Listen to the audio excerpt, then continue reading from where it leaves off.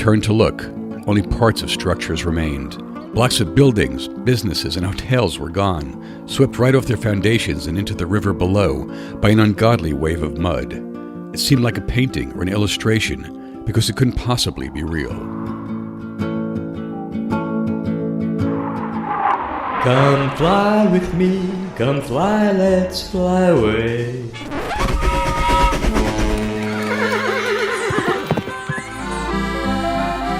Two tickets to paradise and make it snappy. Attention passengers, we need another volunteer. Cabin crew, prepare for takeoff. Hello, and welcome to Come Fly With Me and Other Travel Mischief. I'm John Lapidese, and these are my personal travel stories of adventure, mayhem, foolishness, and swinging through the jungle of life. This is a story about disaster, but also recovery, and thanks. We were just happy to make it out of that place alive. So of course we celebrated by eating a big festive meal straight from the earth.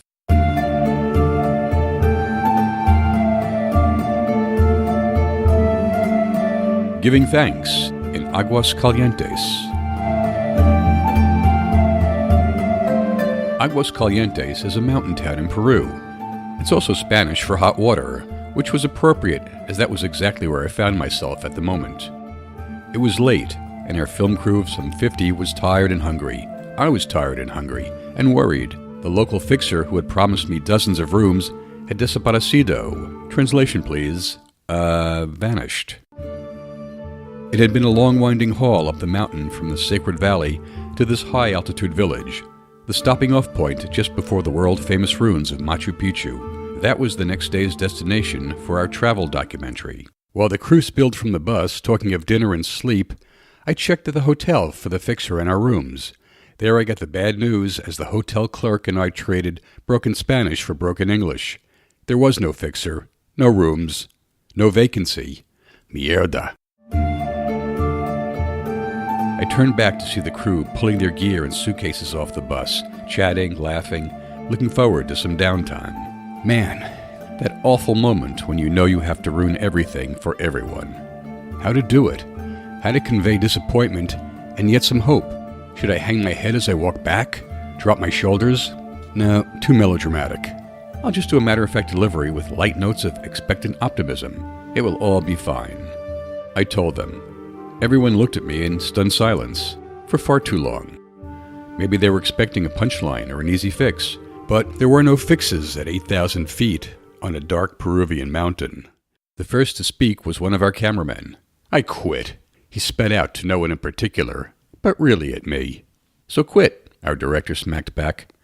I liked the director's aplomb. Plus he had logistics on his side. We had 2 other cameramen, and the director could shoot as well. So good luck getting back down the mountain in the middle of Peru to get a flight back to Lima, to get a flight back to the States. Yeah, go quit. The cameraman instinctively knew all this too, and retreated into a well-worn sulk. Angela, one of our crew members, recalls that special moment. I distinctly remember getting off that bus and then realizing we have nowhere to stay, and that just sense of panic that, again, it was coupled with that altitude sickness. It just felt like so it was completely exhausting, emotionally draining day.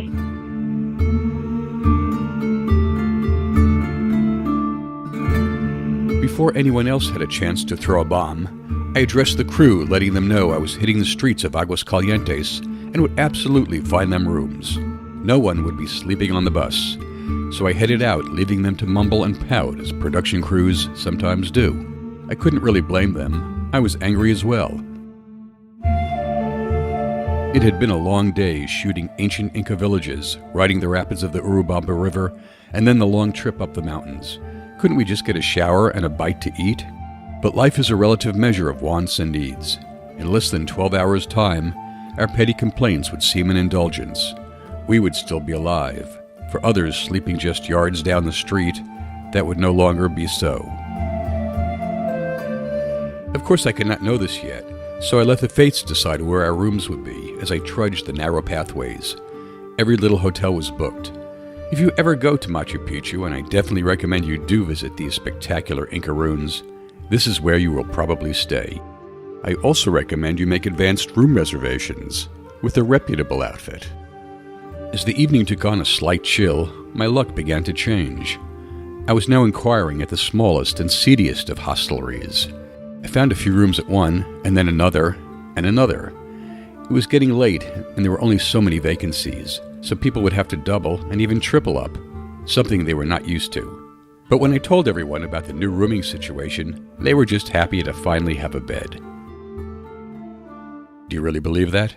No, of course they weren't happy. They were pissed. They're a film crew on an all-expense-paid trip through Peru. Who wouldn't be outraged? Do we ever fully appreciate that we are the lucky ones? Official first world answer? No. Anyway, to cut through the complaints, I announced we'd meet for dinner in an hour. We would have wine, so stop your whining. We were at world-famous Machu Picchu, for God's sakes. But truthfully, some of the crew, like Randy, were incredibly supportive. You know, we do our job, and then we expect things to fall into place, like, okay, let's eat, we're done to shoot, let's go to bed and get some sleep so we can get up and pound it tomorrow.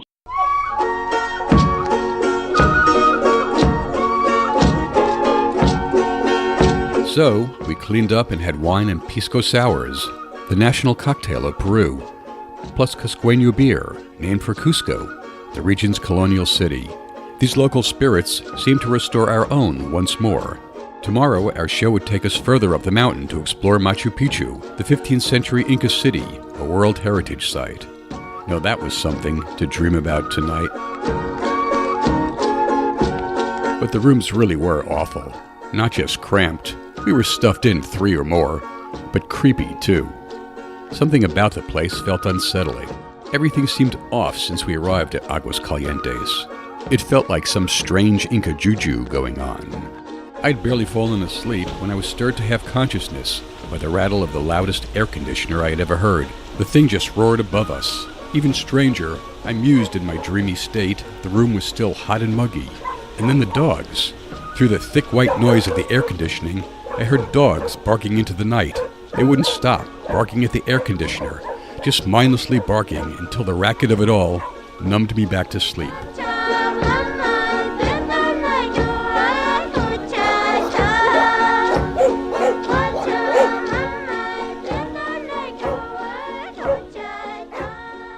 A single dog barked.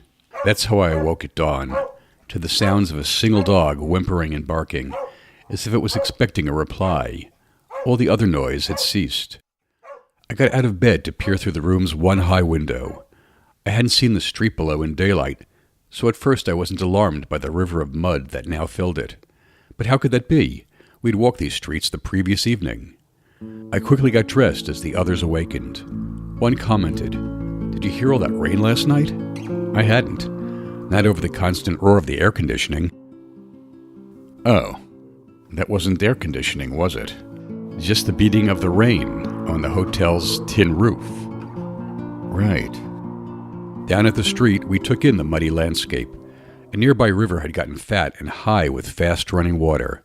Yes, it had rained, a torrent, and the debris was everywhere. TVs, furniture, clothing, just piles of possessions stolen by the thick batter of sludge. What had happened? The far reaches of the street quickly supplied an answer. We turned to look. Only parts of structures remained.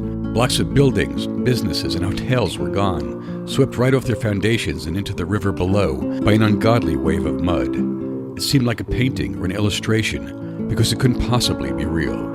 It wasn't until the next day that we realized that it had caused a lot of problems with the river coming up so high and really taken out a lot of structures and people and everything else. It was pretty traumatic. All that was left was an empty, silent space, save for the barking dog, looking for its family.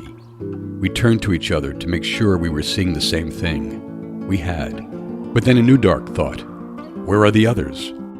With a panicked breath, I took off, retracing my steps from the previous evening. Where were those other hotels?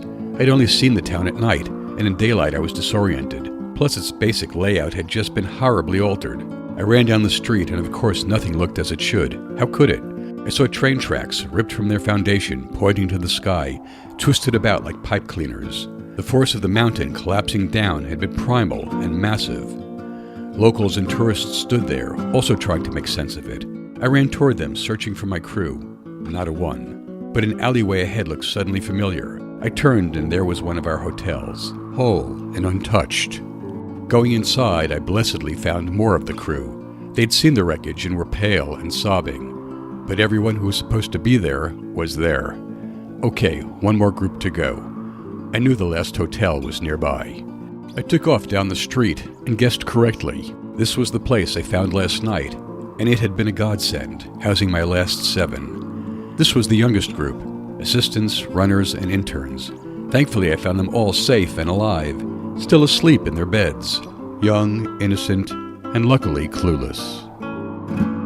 Waking up in the morning and then all that frustration we felt the night before, this is nothing. That was nothing. I can't even believe we were so exhausted and upset about what had happened, given, what people were experiencing and the lives that were so dramatically affected. We just had a tough day. We did what little we could to help in the muddy remains.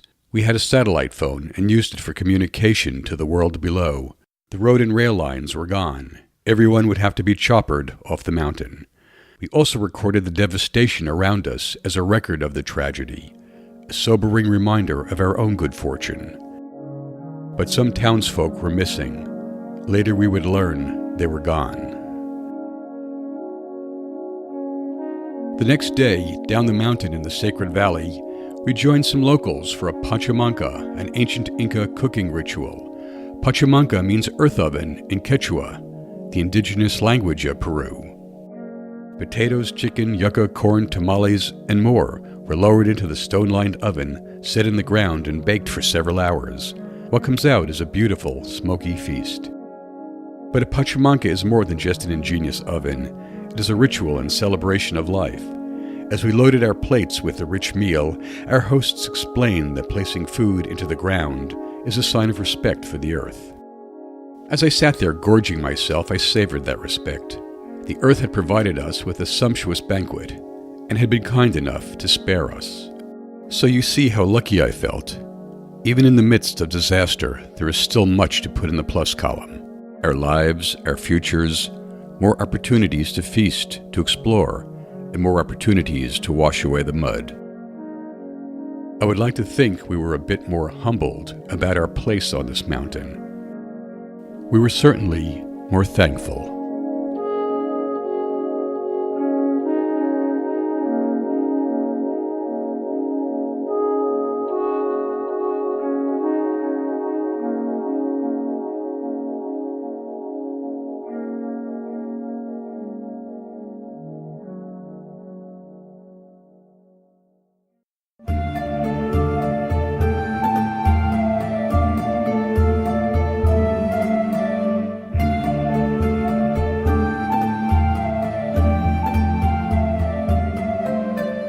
Thank you, Kevin MacLeod.